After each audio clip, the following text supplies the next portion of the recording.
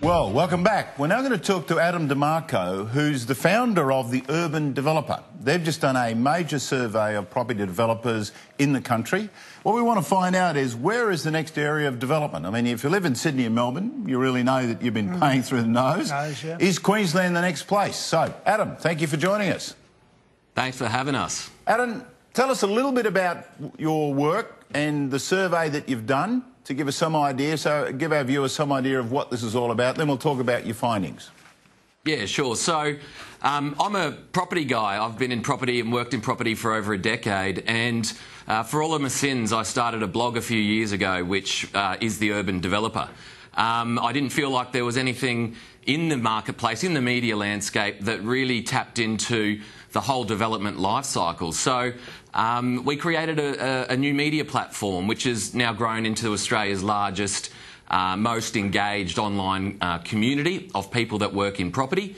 And we run an events business and an education business around it, because we're very passionate about the industry. We believe that we can get a lot better at development, both at an industry level and a community level, and we're committed to better cities. So we undertook a survey. It's one of the largest, we understand, that's been done in the property industry, and it was a sentiment survey. It was really about asking our community what's going on and how they feel about certain segments of the marketplace, and really having a direct conversation with our industry. OK, I've had a look at some of your findings.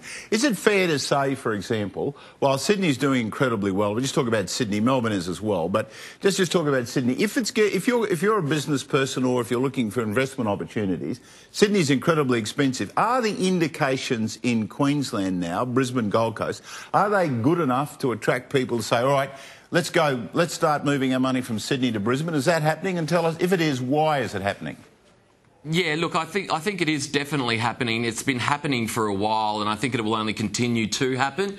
The industry is getting a lot more connected. That's a macro trend at play. But then, you know, people are more aware. The new businesses are more aware because of new information and new technology as to what's happening in other markets. So I think it's happening at both a macro and a micro level. If you look at what's actually happening on the ground, in Queensland, it's all about affordability, where the median house price in Brisbane is about half of that in Sydney. It makes a huge difference. What's been holding us back for a little bit has been job creation, and now we're starting to see jobs turn around. We've got some major infrastructure projects either underway or about to kick off in Brisbane, and also in the southeast Queensland region, and also in some of the regional areas in North Queensland. So, look, I genuinely believe that the ingredients for an upswing are in place, and we start to see that reflected in the results of our survey.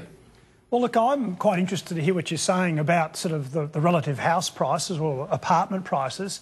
It seems to me, Adam, that that message, though, is a bit lost in Sydney and Melbourne. I mean, we've just in the last sort of 2 or 3 months, we've heard the federal politicians all going on about the affordability crisis, and I keep seeing signs saying home and land for $320,000, $340,000, you know, sort of an hour from the Brisbane CBD near Bribie Island. So, do you think enough of the message is out there, though, in other parts of Australia? Oh, look, it can only get louder as a message. I don't know is the answer to that question. What we're doing is trying to, you know, shine a light on the real numbers that sit behind our cities. There's no escaping the fact that in Sydney and in Melbourne, you know, with upwards of 100,000 people per annum moving into both of those cities, they're some of the most urbanised cities in the world. That it's going to continue to put pressure on housing, and unfortunately, the politicians haven't responded accordingly. There's no real tangible action that's going to break the supply block. So we need to build more houses in both of those cities, and if we don't, it's not going to happen. We're not going to get price relief. So it's a very challenging thing. I mean, you know, 2 in 3 Australians own a home and the other third don't. And, you know, it's a difficult challenge for politicians to address. Do you, when you're looking at this whole picture, you're focusing just on the CBD and apartments, or are you also looking at greenfields, you know, sort of detached homes, you know, the new residential subdivisions? Yeah, no, we look at both, Campbell.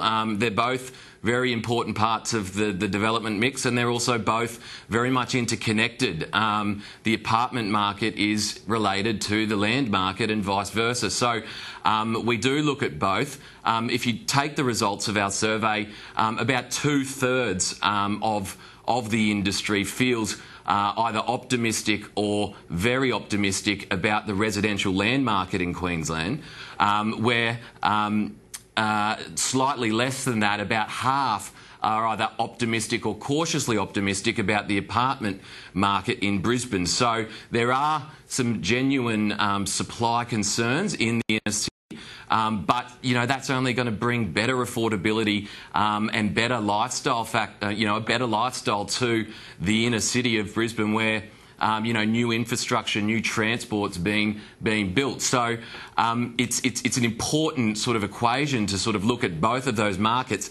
Now, what's really held back, you know, southeast Queensland over the last you know, few years has really been the fact that job creation in New South Wales and in Victoria, coupled with really strong population growth, was providing the conditions for, you know, what is probably one of the great booms. However, Brisbane, you know, with its dependency upon the mining and the resources sector and the subsequent slowdown in that, it's really hurt us. But we're starting to see that job creation turn around. We're starting to see you know, some genuine population growths come out, and I believe, and my intuition tells me, and I believe the numbers also support the fact that this is a result of affordability. You can sell your house for $1 million, $2 million in Sydney, and buy the equivalent house for half that in Brisbane. So long as there's jobs, we're going to see.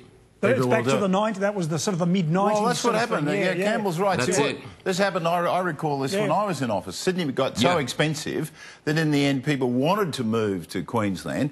The issue has been jobs. Well, if the jobs are now there, then people will come. Well, if they're moving their business as well, that's another... Right. Yeah, that's good. Can I get to the heart of this then? Do we have enough skills? I mean, there's a whole lot of projects. For example, you've got Star is building the huge casino in Brisbane. They're building projects on the Gold Coast. I mean, Star is really investing huge billions of dollars. You've got the Queen's Wharf development. You've got the building that you built, the new executive building. I won't make any derogatory remarks about you. We'll have to have a show on that. We'll have a show on that in a minute. But there's a whole lot of that, and of course you've got the Commonwealth Games, and I chair in the organising committee, so I acknowledge a conflict of interest. But you've got all this activity happening, a lot of building going on, almost unprecedented. So do we have the skills base? Does your survey deal with that? Look, it's a challenging one. I mean, just to give you an example, within the Queen's Wharf development, there's about 2,000 jobs associated with it during construction, and another 8,000 jobs once it's complete. Now, the requirement for formwork in that project alone is roughly twice the existing marketplace in Brisbane. So there are genuine skills gaps that need to be addressed.